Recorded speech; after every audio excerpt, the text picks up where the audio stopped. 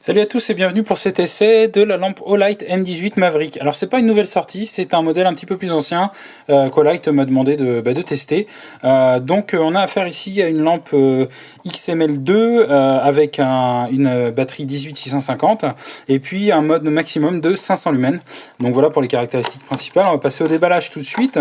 On a ici une petite Dragon comme à l'habitude chez Olight. Alors elle est siglée avec le nom de la marque, elle est réglable au niveau du poignet et puis donc vous avez ici la petite lanière pour passer dans la lampe. On va également retrouver un petit bouchon, enfin un bouton arrière de remplacement si jamais vous veniez à abîmer celui d'origine. Et puis on a également un petit des joints toriques pardon, qui sont bien utiles si vous abîmez ceux d'origine. Donc c'est cela qui assure l'étanchéité de la lampe. On a également donc une petite pub avec les produits, les produits 2015. Et puis on a ensuite un manuel d'utilisation qui nous explique les différents fonctionnements de cette batterie et puis également des informations pour remplacer le bouton arrière si vous en avez besoin. Donc on va retrouver en dernier lieu la lampe. Donc cette lampe est un format assez standard, tube.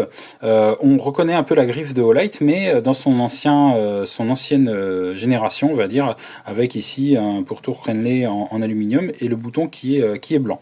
Ça change un petit peu des modèles plus actuels qui sont avec un pourtour bleu, un bouton noir, etc. Donc ici on a le nom de la lampe de marqué M18 Maverick. On est plutôt sur une lampe d'application tactique avec un bouton ici d'allumage momentané qui dépasse largement pour pouvoir utiliser avec des gants. Et puis ici un bouton qui dépasse également, qui est pratique à trouver. On le trouve facilement, qui sert juste à changer les modes. Donc on va voir ça tout de suite, pardon.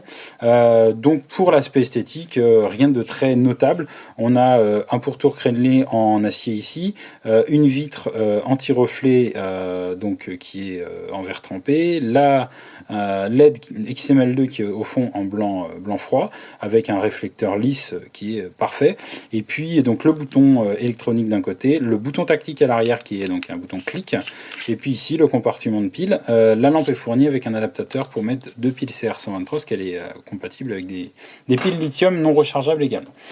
Voilà, donc on va utiliser un accu 18650, donc un format que vous connaissez forcément, le plus en premier, et donc on va revisser la partie arrière, voilà. Donc la lampe est également équipée d'un clip, un clip qui est vraiment commun à toute la marque, qui est toujours aussi pratique. Pour allumer la lampe, vous faites un simple clic comme ceci, et pour l'éteindre, un clic dans l'autre sens. Une fois que la lampe est allumée, un appui sur le bouton latéral en fait vous permet de switcher entre les modes. Donc ici on a trois modes qu'on peut changer à la vitesse qu'on veut. Il n'y a jamais de stroboscope qui vient se mettre en place.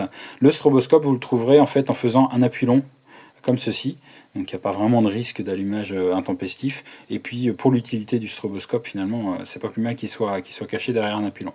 On a ensuite des modes un peu plus spéciaux. Déjà on peut allumer la lampe de façon momentanée juste en faisant un léger appui comme ça, en faisant juste un appui comme ça et en relâchant vous pouvez éteindre la lampe au moment où vous voulez. Donc si vous avez besoin de lumière, cliquez, et puis sinon vous avez juste à relâcher. Ensuite il y a des modes avec le bouton arrière. Si vous cliquez une seule fois vous retombez sur le mode mémoire. Si vous cliquez deux fois très vite vous tombez directement sur le mode le plus élevé, le mode turbo à 500 lumens, et si vous appuyez trois fois vous tombez directement sur le mode stroboscopique. À savoir qu'un appui sur le bouton ici ne fait absolument rien. Le mode stroboscopique est bien verrouillé. Donc si je fais un appui simple, le mode mémoire. Si je fais un double appui, le mode turbo, pareil, je peux pas changer, il n'y a pas de risque de changer de mode. Et si je fais 3 clics, j'arrive sur le mode stroboscopique. Voilà. Donc cette lampe trouvera forcément ses adeptes. Moi j'y vois plutôt une lampe pour les applications de sécurité, type police, gendarmerie, pompiers, ce genre de choses, où en fait vous avez besoin d'un produit simple qui est vite accessible, avec des gants éventuellement. Le bouton dépasse largement, donc on ne peut évidemment pas reposer la lampe sur l'arrière. Par contre, avec des gants vous trouverez facilement le bouton, il n'y a pas de souci. Et puis ce bouton-là peut être trouvé aussi facilement, ce qui dépasse bien. Le clip ceinture évidemment, très pratique pour accrocher partout, sur une lanière de sac, sur une ceinture effectivement, ou dans une poche pour sécuriser la lampe lorsque vous la glissez dans une poche. Et nous voici en extérieur pour la suite de ce test de la M18 Maverick, donc 500 lumens sur le mode le plus élevé. On va voir tout de suite ce que ça donne.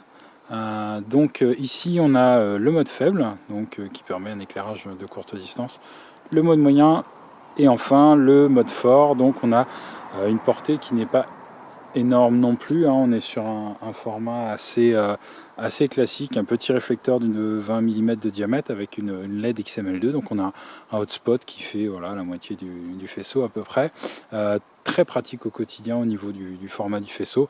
Cependant évidemment on n'a pas une portée exceptionnelle, mais par contre les 500 lumens sont vraiment adaptés, sont pratiques et puis permettent de préserver aussi un peu l'autonomie de la Q, puisqu'on devrait avoir un peu plus d'1 heure et demie de lumière à ce niveau-là, sans surchauffe de la LED, donc c'est quand même pas mal au niveau sécurité. Voilà, donc cette lampe peut être trouvée sur Amazon, vous trouverez le lien dans la description, et puis c'est à peu près tout ce que j'ai à dire sur cette lampe. Voilà, salut!